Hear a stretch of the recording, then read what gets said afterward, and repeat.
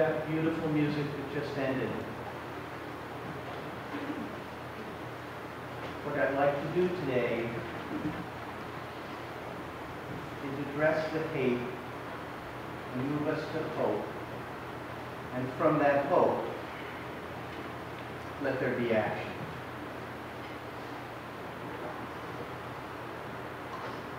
By now, all of you have certainly heard about what happened in Charlottesville, Virginia. The expression of hate and confrontation and injury and death jolted all of us. Claire and I got to know Charlottesville some years ago when our youngest son spent 4 years getting his bachelor's degree at the University of Virginia. We found the town to be quaint and welcoming, with wonderful history to explore. Who would have thought such violence could erupt there? Is Virginia unique in the expression of hate? The NAACP just issued its first ever travel advisory regarding travel in Missouri. They're urging individuals to, quote, warn your families, co-workers, and anyone visiting Missouri to be aware of the safety concerns with travel in Missouri. These concerns could include unnecessary search and seizures and potential arrest. In 2015, a study by the Missouri State Attorney General found that black drivers were stopped by police at a rate 75% higher than white drivers. We don't have to go all the way to Missouri or Virginia to see violence and hate. In late July, there was a series of attacks on Hispanics walking home in the late evening right next door in Peekskill. And this November will be the 10th anniversary of the incident in Cortlandt Manor that galvanized my own work on hate and racism. On November 21, 2007, an incident started at Hendrick Hudson High School that led to a cross burning on the front lawn of a home of a black family just over a mile from where we sit right now. Perhaps some of you recall this story. I'd love to hear your memories of this incident during the coffee hour. This is our local history. It evolved like this. Timothy Artrude was a 15-year-old sophomore at Hendrick Hudson High School and the child of 2 black parents who lived in Cortlandt Manor over 10 years. It seems Timothy had a seat in the study hall and left for a short errand. He returned to see his belongings pushed aside and 2 girls, 1 white, 1 Hispanic, sitting where he had been. He asked them to move. The white girl responded with a slur, including the N-word. Timothy responded by punching the white girl, Danielle Hudak. That evening at home, Timothy's 7-year-old sister came running into the kitchen screaming, "Daddy, Mommy, there's a cross burning on our lawn." It seems that Christopher Hudak, then 20, the older brother of Danielle Hudak, decided to take the matters into his own hands. Now, our son, Eric, at that time off in Charlottesville, told me that Chris and Danielle Hudak's father had recently died of emphysema. It was so sad, said Eric. Their mother was essentially disabled in her mourning the death of her husband. As the oldest offspring, Christopher had decided to be the head of the family. He confessed to building a 4-foot cross and setting it ablaze on the front lawn of the Artrude home. In a report 2 years later, we learned that Christopher Hudak, during his time in the Westchester County Jail, became involved with white supremacists and subsequently was linked by the FBI to hate speech on social media and other vile and dangerous messages on the internet. These messages were considered a security threat by the FBI when President Obama visited New York in September 2009. I asked myself, where did Christopher Hudak get the idea to burn a cross, the symbol of the Ku Klux Klan, in our community? How does this happen in our community? How does a white person come to have so much hate for a black person in our community? Unless we think local expressions of hate are limited to this story, I have to tell you about the community meeting that was held in town immediately after the incident. I attended with Tracy Brennan. Some of you know Tracy, used to be here. And Margie, I think we were there too. Some 15 town, school, and county officials each assured the 400 gathered residents that this event was an exception and not commonplace in our town. While hearing these disclaimers from the officials, many citizens lined up behind an open microphone, ready to share their stories. I remember those stories as if it were yesterday. There was the tall black man who told his story about recently going for a run in town. It was quite hot, and it was his practice in such weather to run with no shirt on. He was followed during his run by a police officer who eventually pulled up next to him and inquired where he lived. Right there, he said. He pointed to a very large, elegant white house up the street. Then there was the black family resting on the curb as they were moving into a new upscale development in the town. The neighbors approached the white movers and welcomed them to the neighborhood. There were dozens of such stories, including the black woman with the law office in the Portland Town Mall who was followed and threatened by a group of white teenagers. Today we have a sign visible from the street proclaiming Black Lives Matter. Of course, we know that putting up a street sign does not magically end the problem. An important step toward understanding Black Lives Matter is understanding white privilege. Nora read to you from the Peggy McIntosh article written in 1989. She described an invisible, weightless knapsack with special provisions, maps, passports, tools, blank checks, enjoyed by white people. Nora read just a few of the daily effects of white privilege that McIntosh found in her life and listed in her article. It's easy to separate ourselves from the white supremacy acted out by neo-Nazis and white nationalists. It takes determination, however, to deconstruct the white privilege in our own lives.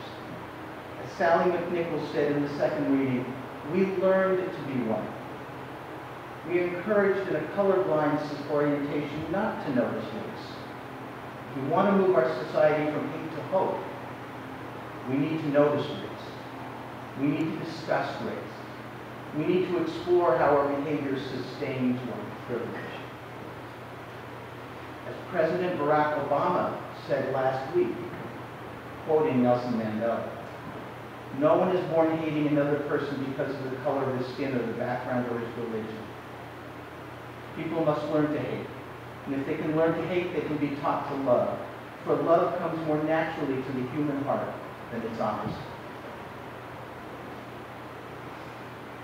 If concepts of white privilege are new or unfamiliar to or troubling to you, we can learn together through readings and telling our own stories and through introspection. If you want to share in that work, let me know and we can set up study groups right here in this church. We can learn together about the source of the hate that surrounds us. Learning and studying and sharing together is a great next step. But there has to be a time when we step out from the study groups and do something. Hanging that sign can be the beginning of that path, too. It was such a step that led to my next story. 3 years ago, a group was formed, the Westchester UUs for Racial Justice. We met at each of the 5 UUs in Westchester. The group was searching for engagement to participate in anti-racism work and to support the work of other so-focused organizations.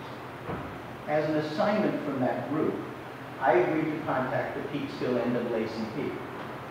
What started as an assignment from that group became an invitation from the leaders of the NAACP to join and work as a member of the NAACP. A year later, I was asked to run for their executive council. A year after that, I was asked to restart and chair their health committee of the Peekskill NAACP. What I have done is successfully put myself in situations where I am the minority.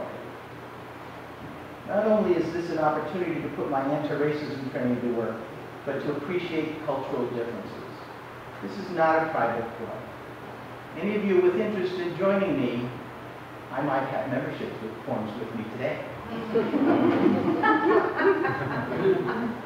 Lastly, I'd like to share a brief experience I had at a demonstration immediately following the murder of Trayvon Martin.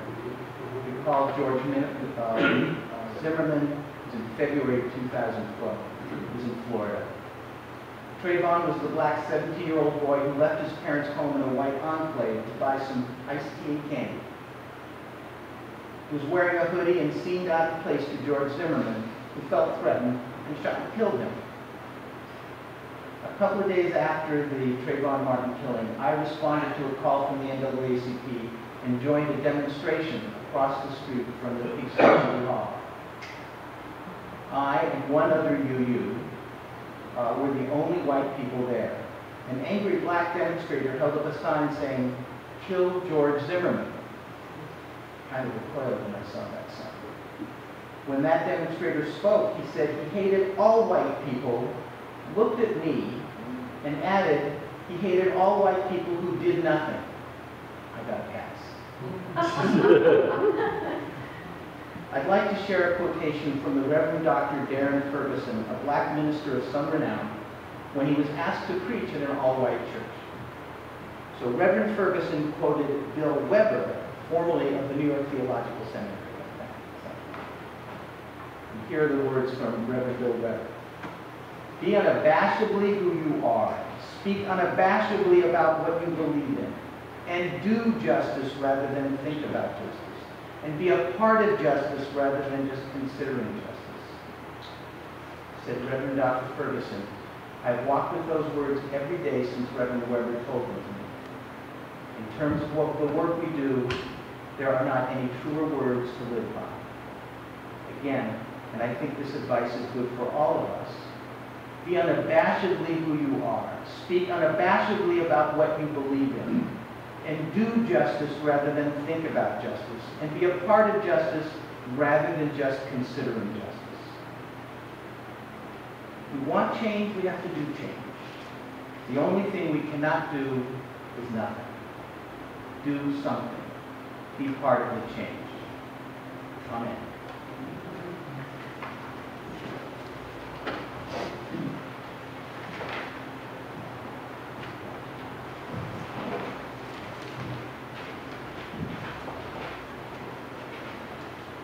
Every weekend, we make an offering from the bounty we are blessed to enjoy. We do this in a spirit of generosity, aware that we have benefited from those who have gone before, those who in their turn gave generously. The offering goes to support the mission of our congregation, to seek, connect, act, and love. If you're visiting, there is no expectation that you will participate in the offering. Consider yourself our guest. For those of us who regularly participate in building and who also then benefit from this congregation, we ask you to remember that it is your regular and sustained giving that makes this congregation work. Please give generously. The offering will now be given and gratefully received.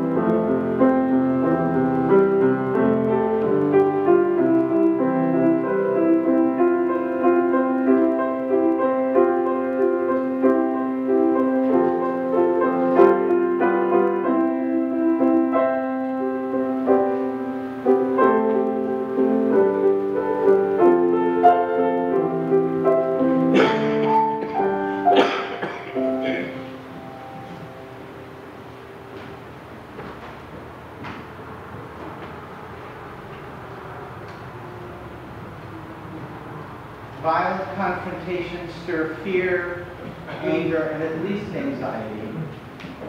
The statements of political leaders will stir some to action, others to depression. All the while, the intensity of hate seems to grow alarmingly.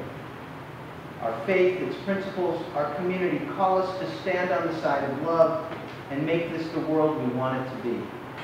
Each of us needs to find our own way to address this calling.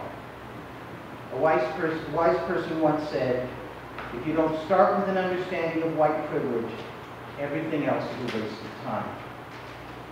Let's start by addressing the unearned white privilege, to move past the hate, to build hope and action for change. Please join me in our hymn, Spirit of Life, 123.